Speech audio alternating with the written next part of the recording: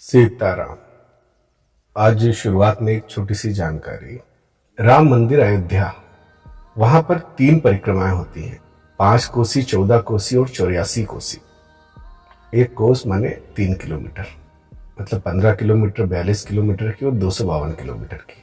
अगर आप राम विरोधी या रामायण विरोधी लोगों का समर्थन करते हैं तब तो आपको अवश्य देखना चाहिए वहां जाकर एक बार कि उन परिक्रमा करने वालों में कितने लोग कौन सी जात के हैं। मुझे लगता है मुश्किल से 15 से 20% लोग ही केवल स्वर्ण होंगे। अब आगे बढ़ते हैं। हमारी संकुचित मानसिकता का ही परिणाम है कि जितना बताया पढ़ा दिया गया उससे ज्यादा हम जानना भी नहीं चाहते। जैसे जो ऋषि मुनि या संत महात्माओं को परेशान करे वही राक्षस, दूसरा जिसे देखकर भय लगे जो कुरूप हो वह राक्षस। वास्तव में राक्षस का अर्थ है जो असहाय को परेशान करे, धर्म के विपरीत कार्य करे, जिसमें दया भाव आदि ना हो, वह राक्षस। त्रेता में राक्षस का आतंक बढ़ता जा रहा था।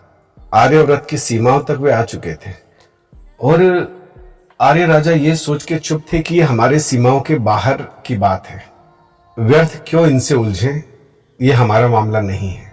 इतिहास गवाह है, जिसने भी यह कहकर कि हमारे घर के, हमारे देश धर्म, हमारी सीमाओं के बाहर का मामला है, अपने आप को बचाने की कोशिश करी, वे भी ज्यादा दिन सुरक्षित नहीं रहे। पर एक सोचने वाली बात है, क्या उन सीमाओं के बाहर जिन लोगों का शोषण हो रहा है, क्या वे इंसान नहीं है? भील, कोल, निषाद, शबर, किरात, वानर जैसी अनेकानेक जनजातियां जिनका शोषण राक्षस करते थे, उन्हें गुलाम बनाना, उनकी स्त्रियों से बलात्कार और उन्हें बलपूर्वक बदलकर राक्षस बनाना और अपनी जनसंख्या बढ़ाना,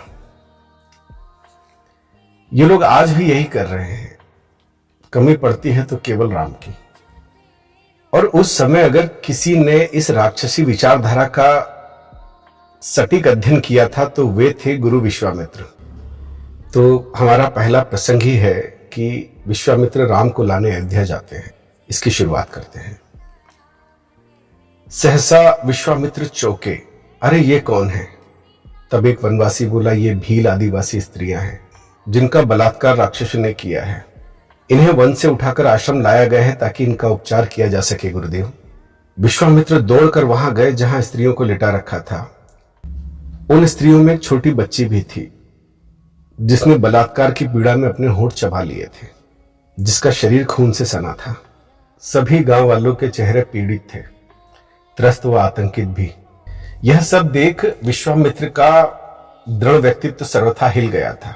जी में आया रो पड़े। राक्षसों को इस मासूम बालिका पर भी दया नहीं आई। अचानक विश्वामित्र में घृणा उत्पन्न होने लगी थी। वे सोचने लगे, इस बार तो इस घृणा को पोषित करना होगा, तभी और तभी राक्षसों का संहार हो सकेगा। घृणा पोषित करना अर्थात इस घाव को अब ताजा रखना होगा। हमारी एक बड़ी समस्या है कि हम भूल जाते हैं।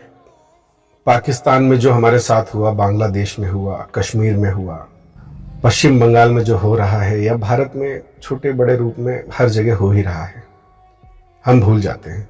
हम प्रेम तो करना भूल ही गए, हमारी घृणा भी 2 कौड़ी की हो गई। म्यांमार का एक बौद्ध भिक्षु विराथु, इसने कहा कि आप कितने भी सहिष्णु हों, कितने भी अहिंसा प्रिय हों, पर आप एक पागल कुत्ते के साथ रात नहीं बिता सकते। पर हमारी आज की सारी शिक्षा प्रणाली इस पर टिकी है कि पागल कुत्ते के साथ रात कैसे बिताई जाए, या हमें उस कुत्ते के साथ रहना सीखना होगा। इससे भी बड़ी समस्या है कि उस कुत्ते के साथ रात बिताने का जो तरीका हमें समझाया जाता है वह यह है कि कुत्ता कितना भी भौंके काटे, पर आप अपने आप को कमरे में एक कोने में जंजीरों से बांध लो, इससे हो सकता है वह शांत हो जाए, हो सकता है।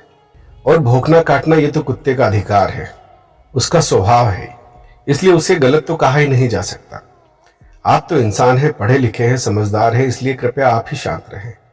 उसका अधिकार, इसका अर्थ जो काम संविधान में लिखा हो।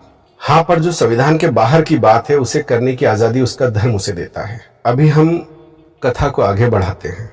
विश्वामित्र ने गांव वाले से पूछा, डरो मत, कहो वे कौन है? वह डरा सहमा गांव वाला बोला, बाध्य न करे ऋषिवर। ऋषि क्रोध से भरकर बोले, बताओ वे कौन है?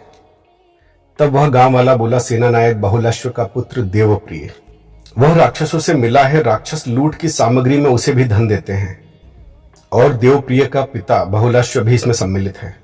विश्वामित्र सोचने लगे, सतयुग के साथ देवताओं का बल क्षीण होने लगा है, राक्षसों ने सर उठाना प्रारंभ कर दिया है, अब उन्हें रावण सा नेता भी मिल गया है। ऐसा ही रहा तो अब ज्यादा समय कोई सुरक्षित नहीं, अब समय आ गया है, कुछ करना होगा। विश्वामित्र ने पुनर्वसु को बुलाया और कहा, कल प्रातः मैं अयोध्या के लिए निकलूंगा, व्यवस्था करो।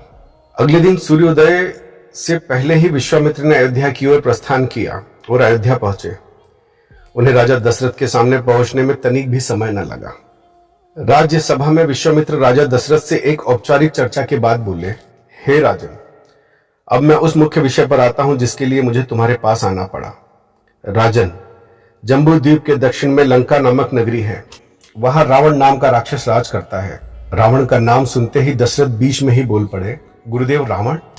उसका नाम कौन नहीं जानता, सारा विश्व उससे कांपता है। यहां तक एक बार मेरे पूर्वज अरण्य की भी उसने हत्या करी थी। विश्वामित्र दशरथ की बात सुन मुस्कुराए, इतना होने के बाद भी निश्चिंत कैसे हो राजन? रावण अपने सैनिक शिविरों का जाल फैलाकर आर्यावर्त को घेर रहा है। उसका एक ऐसा ही शिविर सिद्धाश्रम के पास ताड़का वन में भी है। वहां ताड़का, उसका बेटा मारीच व उसका सहायक सुबाहु अपनी सेना के साथ रहते हैं। उनके उत्पात के कारण सिद्धाश्रम में न तो कोई हवन, न तप, न ज्ञान विज्ञान की चर्चा हो पाती है। मैं उनके विरुद्ध तुमसे सहायता लेने आया हूं। दशरथ बोले, गुरुदेव, ये दशरथ अपनी संपूर्ण सेना के साथ आपके चरणों में उपस्थित हैं। विश्वामित्र ठाका मारकर हंसे, इतना कष्ट न करो सम्राट, मुझे तुम्हारी और तुम्हारी सेना की आवश्यकता नहीं।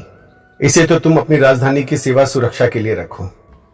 मुझे तो केवल 10 दिनों के लिए राम दे दो, राम दे दो।